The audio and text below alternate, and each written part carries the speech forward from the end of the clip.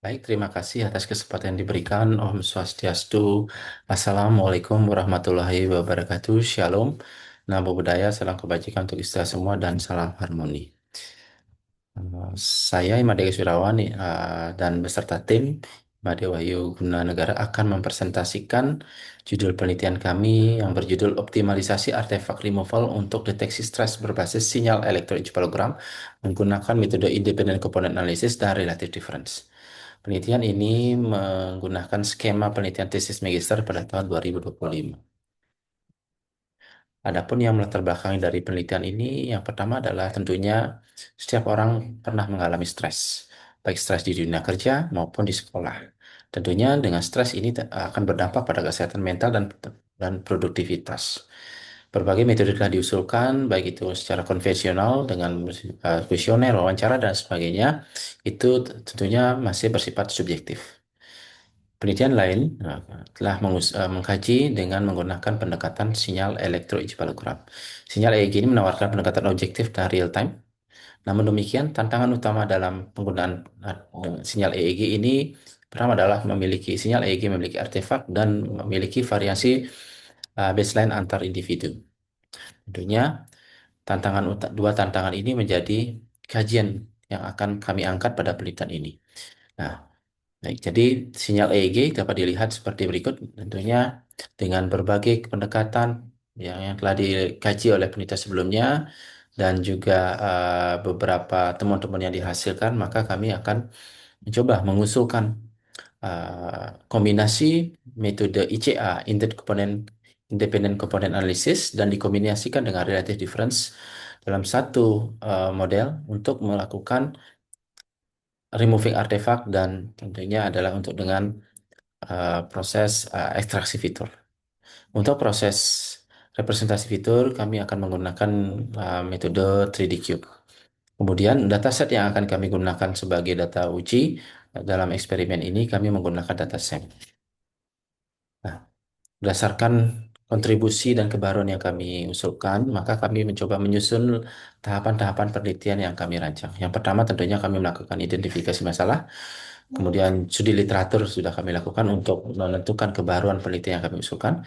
Kemudian kami melakukan akuisisi data, di mana data yang akan kami gunakan adalah menggunakan data SEM40.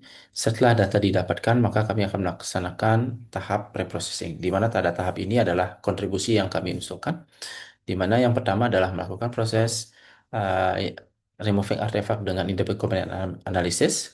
Kemudian selanjutnya dilakukan dekomposisi, dan selanjutnya adalah segmentasi. Hasil sinyal yang telah disegmentasi selanjutnya akan diekstraksi fitur dengan menggunakan differential entropy.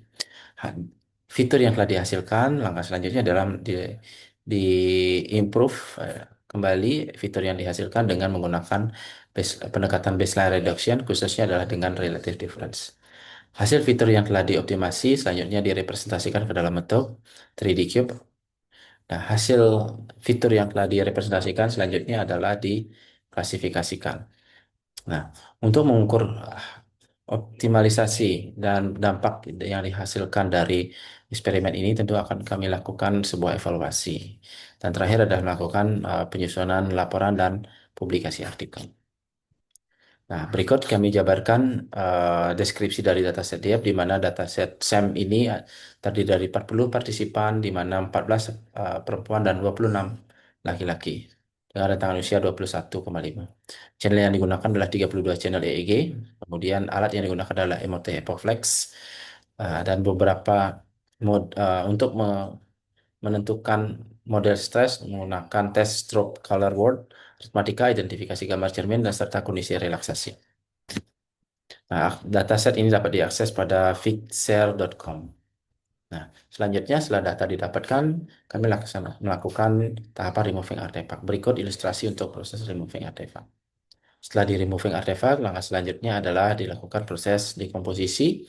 Setelah didekomposisi, kami laksanakan proses ekstraksi fitur dan tentunya baseline reduction. Nah, nah, di sini untuk proses ekstraksi fitur dan baseline reduction. Jadi di sini fitur-fitur yang dihasilkan direpresentasikan di masing-masing frekuensi band, di mana frekuensi gamma itu direpresentasikan pada warna merah, beta warna kuning, alfa warna hijau, dan theta warna merah. Nah, setelah fitur dihasilkan, maka kami akan merepresentasikan ke dalam bentuk 3D cube, di mana 3D cube adalah merepresentasikan fitur dengan matriks 9 kali 9 sesuai dengan frekuensi band yang dihasilkan. Nah, setelah fitur direpresentasikan, langkah selanjutnya adalah proses konvolusi. Di mana pada proses konvolusi ini kami akan melakukan 4 konvolusi, yaitu konvolusi pertama dari 64, 9 kali 9 kali 64. Selanjutnya konvolusi kedua adalah 9 kali 9 kali 128. Konvolusi ketiga adalah lakukan konvolusi menghasilkan 9 kali 9 kali 256, dan terakhir konvolusi keempat adalah 9 kali 9 kali 64. Nah, ini akan di flatten menghasilkan fitur sebanyak 5184 fitur. Nah, ini akan dihubungkan ke hidden layer dengan jumlah node 1024. Selanjutnya untuk output layer kami tetapkan ada dua, yaitu berkaitan dengan stress dan no stress.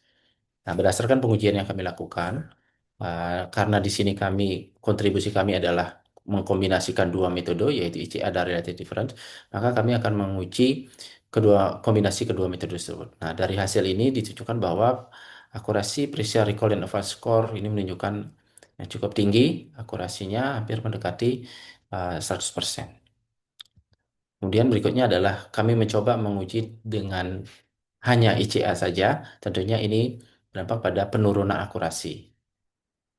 Itu juga kami akan hanya menggunakan dengan relatif difference saja bersama dengan ICS saja, jadi akurasi tidak bisa dihasilkan secara maksimal. Hal yang sama juga tanpa ICA dan relative difference, akurasi yang dihasilkan di bawah 70% untuk di bawah 75%, dan tentunya sangat banyak. Nah, rekapitulasi hasil ini menunjukkan bahwa ECA efektif menghilangkan noise, relative different menstabilkan baseline, dan mengoptimalkan fitur. Kombinasi keduanya meningkatkan generalisasi model. Nah, tentunya kami di sini model yang kami gunakan adalah menggunakan CNN.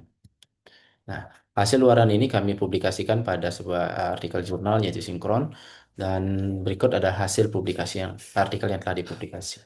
Baik, terima kasih atas kesempatan yang diberikan terkait dengan pemaparan yang hasil penelitian kami, dan kami tutup dengan mengaturkan para mesanti. Om Santi Santi Santi Om. Wassalamualaikum warahmatullahi wabarakatuh. Shalom, namo buddhaya, salam kebajikan untuk kita semua, dan salam harmoni.